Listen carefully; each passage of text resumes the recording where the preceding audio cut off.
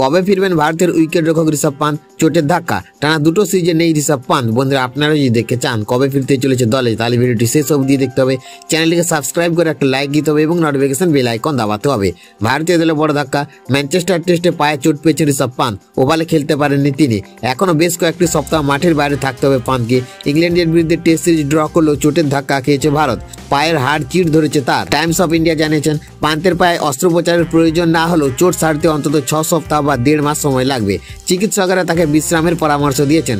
সম্পূর্ণ সুস্থ না হওয়া পর্যন্ত তাকে নিয়ে তাড়াহুড়ো করতে চাইছে না বোর্ড। জাতীয় ক্রিকেট একাডেমিতে সুস্থতার পরীক্ষা দিয়ে ছাড়পত্র পেলেই তবেই মাঠে ফিরতে পারবেন তিনি। এতদিন মাঠের বাইরে থাকা মানে পান্ত এশিয়া কাপ ও ওয়েস্ট ইন্ডিজ সিরিজ খেলতে পারবে না। এশিয়া কাপ শুরু 9 সেপ্টেম্বর, চলবে 28 সেপ্টেম্বর পর্যন্ত।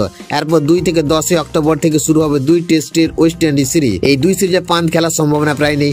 এশিয়া কাপে পান্ত না থাকলে বড় সমস্যা হবে না। সঞ্জু স্যামসন ও জিতেশ শর্মার মতো উইকেট রক্ষক ব্যাটার রয়েছেন দলে, তবে টেস্টে প্রথম পছন্দ পান্ত এবং সহ অধিনায়ক, তাই ওয়েস্ট ইন্ডিজ সিরিজে তাকে মিস করবে দল।